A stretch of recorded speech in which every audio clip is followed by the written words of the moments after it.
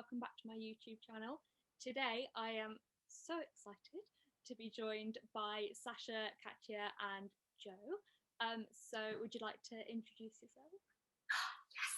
Hi guys, I'm Sasha Latoya, musical theatre performer, and I am obsessed with Becca's YouTube channel, so yay, I get to be on it now. Hi, I'm Katya Jones, probably best known for being a professional Strictly Come Dancing. A winner of 2017, Strictly Come Dancing, and an amazing part of this trio who got to meet you, Becca. So I'm really, really pleased we got to meet. Hi, I'm Jo Clifton. I'm probably best known for winning Strictly Come Dancing in 2016, year before you, right next week. Our names are next to each other on the trophy, guys. But also musical theatre performer. And I'm very excited to be here with you, Becca. So obviously it's usually me interviewing other people, but today we're gonna change it around and have you three interview me. I'm quite nervous, but also very excited. So yeah. Well, I'll start because I've met you now in person and you're absolutely gorgeous and beautiful. But then I learned from you that you've got this chronic illness called ME. And the first question popped into my mind is, what is it? So I'd love to know, because I'm sure others would as well, to learn what is it, how does it affect your life, and how do you sort of get on with it? Because you just seem so positive and you have so many things in life going on, passions, that please talk me through it. I'd love to learn. Yeah. So ME stands for Myalgic Encephalomyelitis, which is a bit of a mouthful, which is why it's shortened to ME. But it's also sometimes referred to as chronic fatigue syndrome. So that kind of is a little bit more self-explanatory, I guess, in that it causes really bad fatigue and also pain. There's so many different symptoms that it can cause. So for me, I experience really bad fatigue and pain. I sometimes have quite bad sensitivity to light and sound, and kind of also brain fog, which is just when I get really confused and can't do anything. So I've had it for 4 years. And initially it was quite mild, so I was still able to go to school and stuff, but then at the beginning of 2019 it got a lot more severe, and I became housebound and eventually bedbound. So that was a really difficult time. Then last year I got admitted to a hospital in Leeds that has a inpatient ward which specialises in the treatment of ME. Oh wow. So yeah, had to travel like halfway up because I live in Bristol, so Leeds is quite a way away. Yeah. So I was there for 5 months. So now I'm no longer bedbound. I'm still predominantly housebound. So it was something you gained, because obviously you said you only start having symptoms 4 years ago. Is it something that can happen to people, or it is something that just for, a lot of people kind of initially experience post-viral fatigue, so from things like glandular fever. A lot of people who have like long COVID, that is kind of similar in terms of symptoms, and I think some people who have long COVID may kind of go on to actually get a diagnosis of ME, but for me it was just to some people it's just something that turns up, and that was what it was like for me. It just started getting really bad pain, fatigue, and it just. And does that just come about when least expected, like, or are you in pain all the time? Oh wow, I'm in pain like 90% of the time. It's like right now I'm in pain, but I'm really like what kind of pain we're talking about? I get muscle pain, bone pain, and nerve pain. So like a lot of the time, like my bones just feel like they're made of like lead, like they just feel like really heavy all the time. Tends to be worse when it's cold. So thankfully it's not cold. So, but yeah, I'm in pain most of the time, but I think that I'm quite good at hiding. So. Very good. Amazing. I would not have known at all. And so for people who don't realise, what would you say? Like, is there something we need to know in order to maybe it doesn't get sometimes really bad, and maybe if I saw somebody, I'd know these are the symptoms and that's what it could be. How can we help? How can we be an alliance to that? Yeah, well, I think kind of the difficult thing is that it is an invisible illness. So kind of by looking at someone, you're not necessarily going to know. I mean, some people like myself use a wheelchair because it's kind of at a point of severity where I can't really walk because I'm just too exhausted. So I use a wheelchair.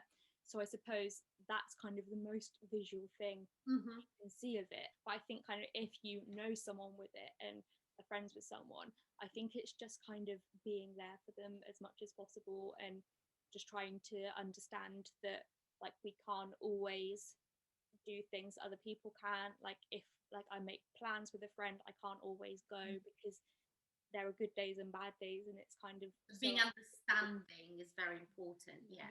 When you say that maybe you can't do some things that other people can do, what do you do for fun?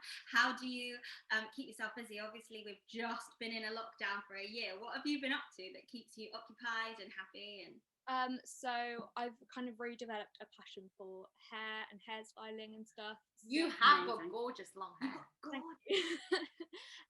Yeah, so I've just sort of been doing quite a lot of research into that, watching a lot of kind of online tutorials, trying out different hairstyles. Oh, that's amazing. And have you got any videos of that we can watch of you doing like a hairdo or there are like a couple on my YouTube channel of me just doing a few basic hairstyles like a side fishtail plait and things like that, but hopefully it's something I'd love to know how to braid my own hair. Well, like French braid. Any braid. I can, if I get it like this, I can just do a plait, but I can't do these that like go like that, and they look great and like equal. So because I've always, even now my pattern's gone diagonal for some reason. But if we could have a video on that, how to do it yourself, that would be amazing. Yeah, I would definitely. So what would be your favourite hairstyle to do? That's a very difficult question. Have I got you? I mean, for my birthday this year, I had like a Disney themed party, so I did like a Rapunzel hairstyle. So that's probably one of my favorites. Actually, I think I might have a picture on my phone. Oh my gosh, please find it. Put it on now. Put it on the screen. That would be amazing. Yeah. Oh my god, it's absolutely stunning. Wow. Oh and you did that on yourself? Yeah. Oh, wow. Stop it. That's gorgeous. That's the thing. I need to know how to do things on my own head. I'm just terrible at it. I just do my hair like this and see what happens. I just blow dry it back like that and then just see what happens. But I'd love to change it up. And would you say, because you said you get tired quite quickly, do you have to like maybe stop halfway through? Yeah, because it definitely does take the energy out of you. So so it is definitely quite often a case of like I'll do, like if I'm doing 2 plaits, I'll do like one and then I'll go and have a lie down and then I'll come back and do the other one. Nice. So I absolutely love that. That's what you've been up to. You. What's the other thing though that you do? Isn't it knitting? Yes, yeah, creating stuff. Absolutely love knitting. Which I've started selling online. Oh, where can we buy it? So yeah, on Instagram, Becca's Boutique, and I make hats like this one.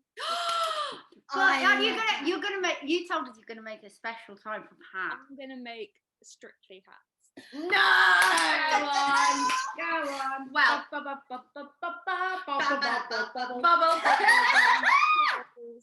grey, sparkly, everything. Oh, so they're like 2 glitter balls then? Yeah, 2 glitter balls. Sold. Absolutely sold. It gets really freezing when it gets like October, November, December. Yeah.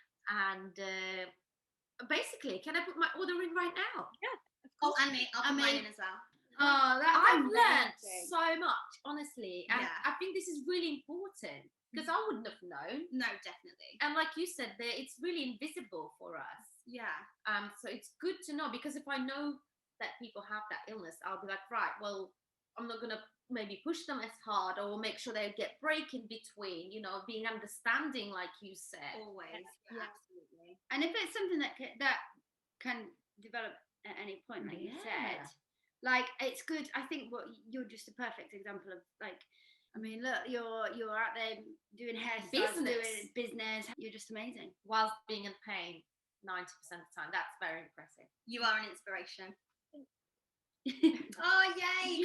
Well, it's been absolutely amazing chatting to you today, and I can't wait to be watching this on your YouTube channel. Yeah, I can't wait for my Strictly Bubble hat. Oh my god, She's I'm so obsessed. excited.